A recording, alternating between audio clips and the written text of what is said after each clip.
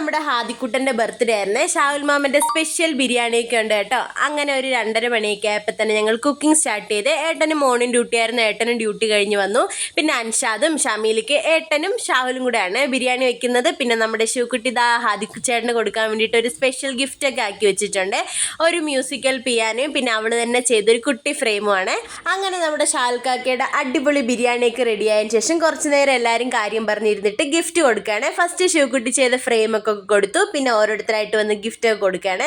അത് കഴിഞ്ഞ് പിന്നെ നമ്മൾ കേക്ക് കട്ടിങ്ങിലോട്ട് പോയി. ഹാദിക്കുട്ടൻ കേക്ക് കട്ട് ചെയ്ത് ശിവക്കുട്ടിക്കും എന്തുവയ്ക്കും പിന്നെ ഷമീലിക്കും ചേച്ചിക്കൊക്കെ കൊടുക്കുകയാണ്. അത് കഴിഞ്ഞ് നമ്മുടെ ഉമ്മയും രാഗിയമ്മയൊക്കെ ഹാദിക്കുട്ടന് കേക്ക് കൊടുത്തു. പിന്നെ ഓരോരുത്തരായിട്ട് വന്ന് കേക്ക് കൊടുത്തതിന് ശേഷം നമ്മൾ ഗിഫ്റ്റ് ഓപ്പൺ ചെയ്യാൻ വേണ്ടിയിട്ട് പോയേ. അത് കഴിഞ്ഞ് നേരെ നമ്മുടെ ഫുഡ് അടിയിലോട്ട് പോയി ദമ്മൊക്കെ പൊട്ടിച്ച് നല്ല അടിപൊളി മണമായിരുന്നേ. അങ്ങനെ സെർവ് ചെയ്ത് എല്ലാവരും കൂടെ ഒരുമിച്ചിരുന്ന് കഴിക്കുകയാണേ.